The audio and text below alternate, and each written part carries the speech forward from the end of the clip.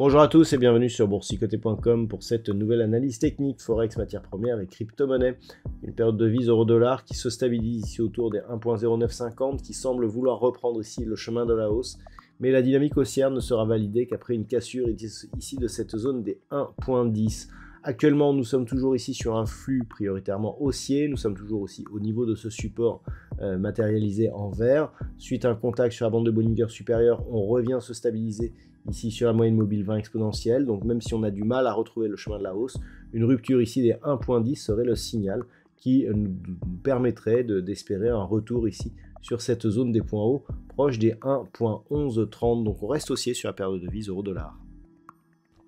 Et par contre, on reste neutre sur cette paire de devises livre sterling contre dollar américain, puisque les cours ici continuent à évoluer entre cette zone majeure des 1.2610 et cette zone ici des 1.2750. On est en train de traverser ici la zone de support oblique qui définissait la précédente dynamique haussière, mais sans phase de consolidation, puisqu'on voit on n'a toujours pas eu de contact avec la bande de Bollinger supérieure.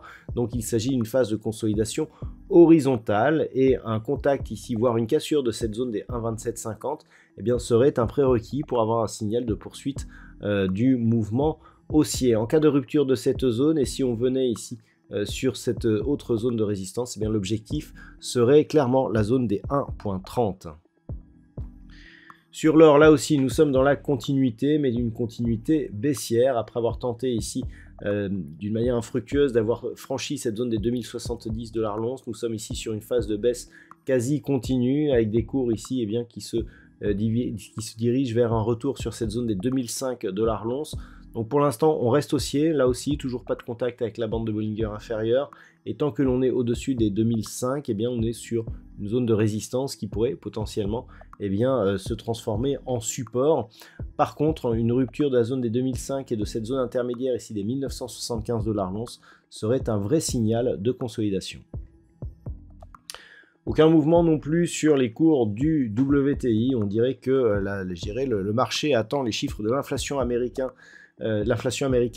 Qui seront dévoilés donc demain lors du trading live. On est donc entre 71,20 et 74 $ le baril depuis quelques jours. Pas de signal actuellement, mais une dynamique qui reste prioritairement baissière, puisque eh bien, nous n'avons toujours pas cassé de précédents points hauts significatifs. La rupture ici de la zone des 67,50 relancerait la dynamique baissière vers de nouveaux objectifs, avec notamment 64,40 en ligne de mire. Invalidation de la poursuite de cette dynamique baissière en cas de rupture ici de cette zone des 76,10 $ le baril. Et enfin sur le Bitcoin, après une nuit un peu volatile, eh bien on reste ici donc au contact de cette zone des 45 700 $ pour un Bitcoin, toujours dans l'attente de la décision de la SEC qui devrait normalement communiquer sur l'autorisation ou pas bien d'avoir des trackers donc sur le Bitcoin. On a des cours qui restent au-dessus de cette zone. On a une très forte hausse des volumes, c'est nettement visible sur ce graphe. Attention donc à une déception. En cas de rupture d'ici des 40 500, on pourra avoir un mouvement assez violent.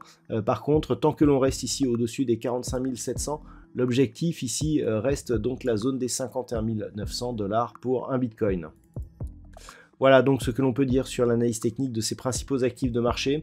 Je vous souhaite de passer une très bonne soirée. On se retrouve dès demain pour un trading live à partir de 14 h et pour d'autres analyses techniques, toujours sur le site boursicoté.com.